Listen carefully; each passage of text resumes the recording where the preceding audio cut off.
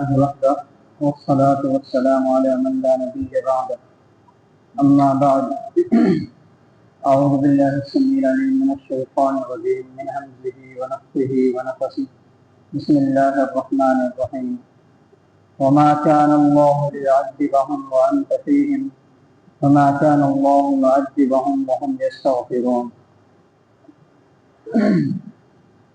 انسان اگر گناہ کرتا ہے، انسان کے اندر گناہ انسان سے ہو جاتے ہیں اور وہ اللہ رب العالمین سے بار بار بخششیں مانگتا ہے، بار بار اللہ رب العالمین سے اپنے گناہوں کی معافیاں مانگتا ہے، اللہ رب العالمین اس انسان کو بار بار بخش دیتا ہے، بار بار معاف کر دیتا ہے.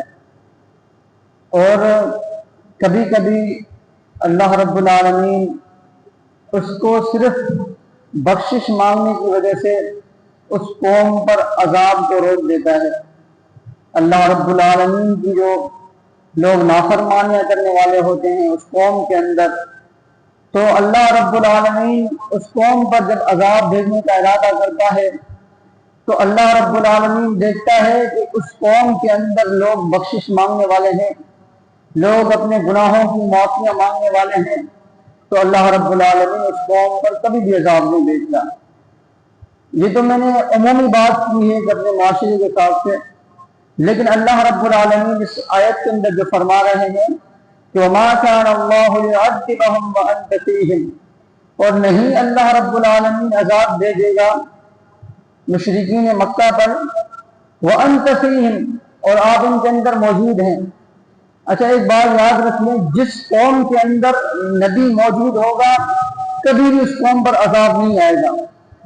جیسا کہ ایک مثال یہ بھی ہے کہ حضرت نوح علیہ السلام نے جب کشتی تیار کی تو اللہ رب العالمین نے حکم دیا کہ تو اور تیری جو تجھ پر جو ایمان لانے والے ہیں تو ان کو اپنی کشتی میں بٹھا لے.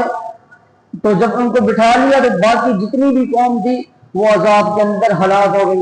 اسی طرح موسیٰ علیہ السلام کی مثال ملتی ہے کہ جب انہوں نے سمندر پار کر لیا اس کے بعد فرعون کی قوم پر عذاب آیا. اسی طرح یہ جو عذاب مانگ رہے تھے مشرکین مکہ کہ اللہ رب العالمین ہمارے پتھروں کی پتھر برسا کر ہمارے اوپر عذاب کیوں نہیں نازل کرتا، ہم تب تک یقین نہیں کریں گے جب تک ہمارے اوپر بارش کی طرح پتھر نہ برسے، جب تک ہمیں دردناک عذاب نہ ملے. تو اللہ رب العالمین کیا کہہ رہا ہے وَمَا كَانَ اللَّهُ مُعَذِّبَهُمْ وَهُمْ يَسْتَغْفِرُونَ، جب تک اس قوم کے اندر استغفار کرنے والے موجود ہیں، اللہ سے بخشش مانگنے والے موجود ہیں، اللہ سے اپنے گناہوں کی معافیاں مانگنے والے ہیں، تو اللہ رب العالمین تب تک اس قوم کو کبھی بھی عذاب کے اندر ہلاک نہیں کرے گا. تو ہم بھی دیکھیں ہم سے گناہ ہو جاتے ہیں، ہم سے غلطیاں ہو جاتی ہیں.